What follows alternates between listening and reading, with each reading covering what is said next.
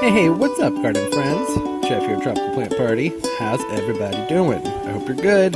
I'm great. Just getting ready to do a planter here for a separate video, actually. And the plant I'm putting that planter is going to take more explanation than I really think that I'm going to have time to... I don't know. It makes sense in my head. Basically, I'm going to be putting an orange tree in there, and the orange tree is going to take up the whole video. So I thought I'd talk about these Rhoeos separately. That way I can just reference back to this video and say, hey, you want to know about these plants? And go watch that other one. Yeah, that's pretty much all that's about. So, what are these? Well, these are a really common, easy to care for plant, and I really thought they kind of deserve their own attention because of that. So the name on this is Rhoeos Pathiacea. I have that up there on the screen, and then it'll be down there for the remainder of the video. The new name is actually Tragiscantha Pathiacea, and you can see here on this tag, its common names are, what does this say, Rhoea, commonly known as Moses in the boat lily, or the oyster plant. Those are the more common names you'll find it by. They're a really easy to grow tropical plant, hardy zones, I'd say 9 through 11, some websites say zone 10. Really though, the most part, seems like zone 9 is just fine. They have really lovely, beautiful variegation, nice, gorgeous pink undertones, and you can look at the top of the leaves and see they have that beautiful creamy color on top. So pretty.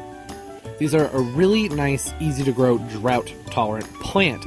They spread really well, they make a nice ground cover, and you really don't have to fuss with them very much. That's one of the things that's so great about them. They have nice, compact, tight growth, but they will spread, like I said, very, very well, very efficiently as a ground cover. Well-drained soil that has sharp drainage, where the water moves through it very, very, very quickly is what you want with these guys.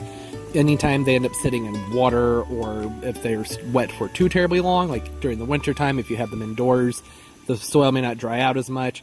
That's not so good. You want to make sure that soil dries out thoroughly between waterings, because like I said, they are a drought tolerant, more of a succulent type plant. And one of the things you want to make sure is that not only does the soil stay fairly dry, but you also don't want water accumulating in the center of the plant too terribly much either.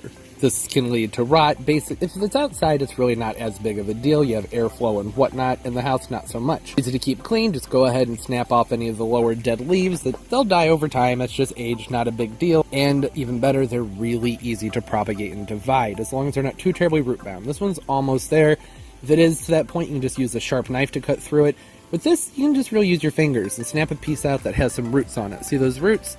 That's what you want to see. You just take that piece, stick it down into some nice wet soil, and it should get going for you. If it looks like maybe things are a little bit on the drier side, you may want to put something over the top for humidity. And if this is maybe you're newer to keeping plants, this is a good option for you. They're really easy to keep indoors. They have a lot of color. Just make sure you have a pot with a hole in it, because like I said, they need drainage. It's very important.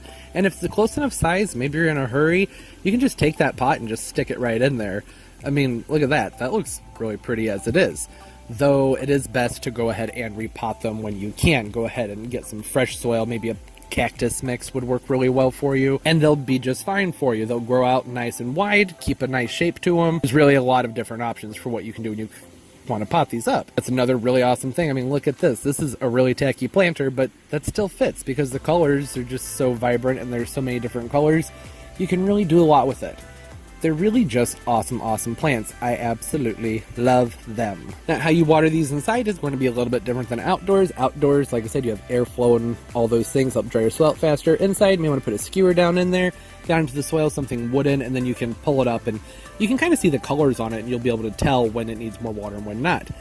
If the leaves start to brown right there on the tips, that's a good sign that the plant is probably too dry. And that's really kind of standard for most house plants. Whereas if they start to yellow, then that's too much water. They're really super easy plants. Comment down below. Let me know what you've been doing with your Rhoeos. You growing them? You know someone who's growing them? They're really cool. Don't forget to leave the video a thumbs up. It helps a lot. I really appreciate every single one of those. Subscribe as well. It's actually down there. Upload multiple videos a week. And don't forget to hit that notification bell, because if you don't, YouTube won't tell you when I upload new videos. Alright, as always everybody, most importantly, keep on growing. Bye bye.